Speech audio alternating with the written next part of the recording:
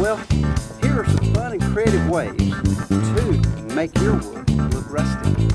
This was from a pile of new wood that I got when I was picking up some demolition wood. When they did some repairs, it's what they had left over. So all I'm doing today is gonna put some dents and dings in them. So I've got all kinds of different things. I'm just gonna let you see them. There's your hammer, right? All right, so you can turn a hammer down sideways and you can get some dents and dings in there. And those are good. Now you don't want too many of them, so you want to use that sparingly. I mean, you can even take a hammer and a screwdriver. Now this is a piece of rebar. You don't have to have one this big. When you hit down on this wood, it leaves those nice little ridges. That's what that did. This is what the hammer did. This is what the screwdriver did. And right here also. Alright, over here is a hammer. And these are screwdrivers here. Some other things that you can do. This is very common right here. This is nothing more than a string with some nuts on it, and then you just take and beat the wood. That's it. That's all you're doing. This is you can see those right there and here and over here.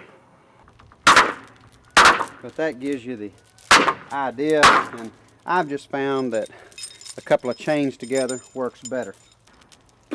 And over here on this gray piece, you're really able to see the effect of the chain in there. Less is more.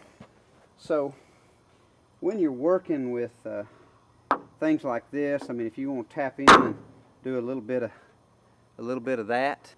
Here is that little screw. You can see. Nice little effect, isn't it? Over here, another nice little effect amidst everything else, and it's going to take in more color. These screws will, and you'll be able to see little darker spots there. So less is more when you're working with bolts and screws and that sort of thing, okay? When you're working with screws, you can take these carriage bolt heads and you can turn them around and just kind of knock them down into the wood a little bit, and it's just going to make a round divot.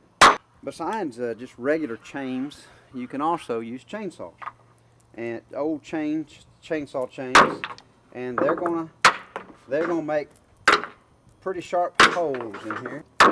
I think that one of the neat things about the nuts is one of the same things about chainsaw chains, and that is it's really the dents in the side, the blunt object, that really gives it its texture, and so it leaves a good mark. And the chainsaw really just gives a nice place for the color, whether it's a clear protector or some type of stain. It'll go to those low parts, and it'll look really nice as you look across it. This is an aluminum screen, and I always look for anything that would really just kind of stand out. I want to get it where it's good and flat. And I don't know if you can see that, but I really like that. I'm gonna make 2 or 3 of these. This looks really cool. That's it right there. Let's see if I can get some of that good texture on it. There we go. Look at that. Isn't that nice?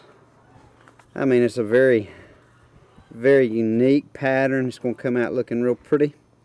Look at that. That's a level of detail. And it's got the little divot in there as well. I mean, I think it's just going to look really neat. Here's another one. Just something really detailed in that wood. I bet you there's a lot more applications you could do with that screen. If you like a little bigger design rather than, say, the square of the screen, this is rabbit wire, basically.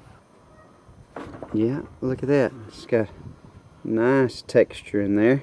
Now with a thinner, smaller hammer, you could get just the crosses to come out without ever hitting the you know, the larger the hammerhead, the more pattern you're going to get, and there's more of a cross, kind of a heavy divot where the weld was in the center. Just be creative, because you're just scratching it up, and these are just different ideas.